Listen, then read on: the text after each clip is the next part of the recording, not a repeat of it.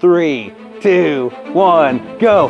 Oh! So we're back here at 50/50 Fab, and we survived the 100-mile-per-hour cardboard test, and I don't know about you, but that was frightening and fun all at the same time. Oh yeah, absolutely. But way better than I expected. So much better, and it was free to build, essentially. I mean, right. Went right back to where it came from. Yeah. Perfect. Now, on the opposite side, I spent a bunch of money on a Flamethrower exhaust kit. I mean, you can't buy this off the shelf because this is going to be one-off custom. Like, I have no idea what's going to happen with this, but I think we can get a 50-foot flame out of both exhaust pipes on this car.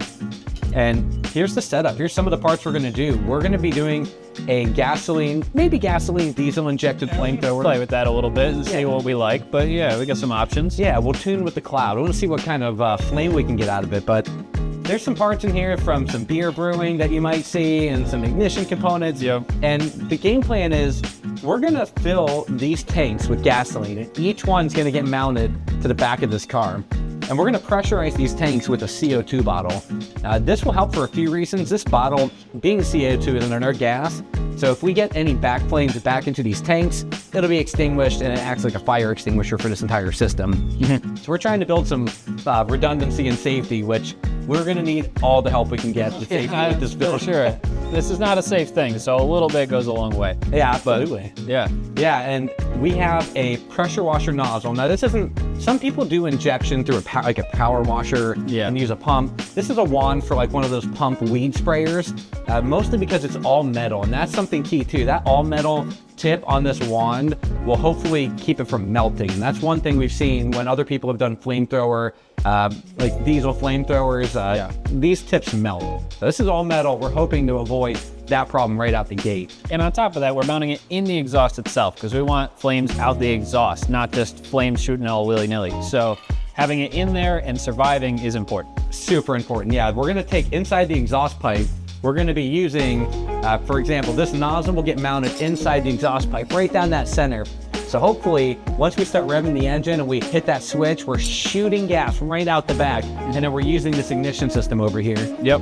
So we got, a traditional coil and spark plug set up, so we're gonna have to figure out how to get this running well, but it should work pretty good. We can throw a plug in the exhaust. We're gonna have to feed it some signal stuff, but we can do that. Yeah, but what's our game plan for tonight? Because we can't do all of it tonight. No. Tonight is proof of concept. So that way we can crudely, just jam some stuff together, make sure it's working in the way we want it to before we go to the final product on the car. Yeah, so excellent. So we'll get some type of bench testing rig, and let's see if that coil and a spark plug has the capability to spray gasoline and ignite itself. I think if we can do that tonight, we can start chopping this car up and really making a really cool flamethrower exhaust. Absolutely. All right, let's get into it. Let's do it. Yeah.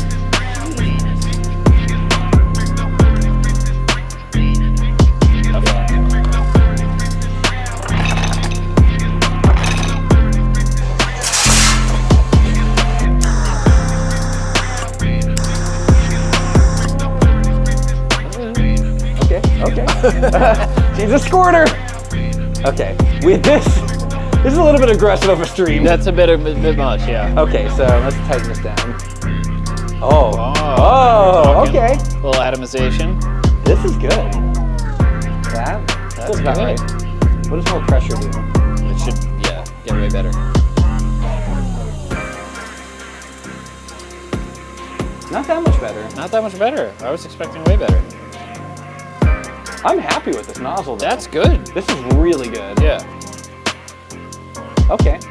So, next goal, let's fill this up with gasoline and let's make some fire.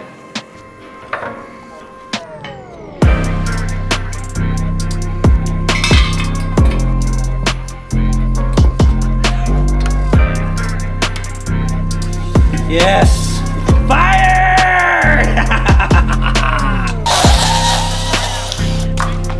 All right, so we're gonna play with this coil for a minute. Basically, coils need to charge and then discharge. So you give them power, and you usually pulse the ground on and off, so you charge it for an amount of time. When you remove that, that's when the spark happens. So we're trying to figure out something that we can use to get it to do that reliably. And we already have spark plugs here. So I'm gonna try to steal the signal from one of these coils, use it for this as well, see if it pisses off the car or not, if it'll work with it, and just try to get a reliable spark going. I was just touching it like we're gonna switch it to that. It's just dropping it out, you know. Ground. Put that probe into there. Here, positive. We should get 14 volts on the meter. We do.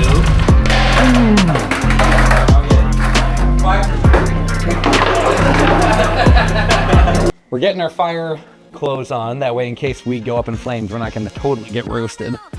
But we're ready for our bench test, and we have gasoline in the keg. We've got our CO2. Mike hooked up a solenoid to a remote control switch. Yep. And 2 remotes, so we can both shut it down if need be. Yep. So we're going to pressurize the system, and we're going to test it first without the flame, and just see what the spray pattern looks like as it goes out here to make sure we're not going to catch like the truck or the boat or the trees on fire. And then we're going to give it some flames. So come on out. So no flames at first. No flames. Yep. All right, let's go ahead and do the first spray test. All right, ready to go. Okay, let's crank the pressure up. Hit it. Okay, stop. We're gonna adjust the Tighten that down just a little. All right, go ahead, hit it. Yeah, well, take a little less, yeah. Hit it again. Yeah, something like that, I think. Okay. You don't want it to like waft the fire over, you know? Yeah, and let's actually aim it a little bit that way. Go ahead again. Yeah, okay. All right, we're about to light it up. Mike's over here on the fire extinguisher for backup. And also, yeah, the solenoid. We both have control of the solenoid, Great. So that way we both have a way to shut it off. Exactly. Make sure everything's nice and wet so nothing catches on fire. Let's see what kind of flame we get tonight.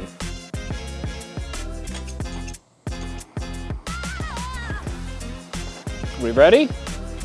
Let's go for like, hold it for like the shortest amount of time you can. 3, 2, 1, go. Oh! That works pretty That's good. That's so good. That's very controlled. Oh, like, man. That was fine. Oh, Like, this is... That's pretty wild.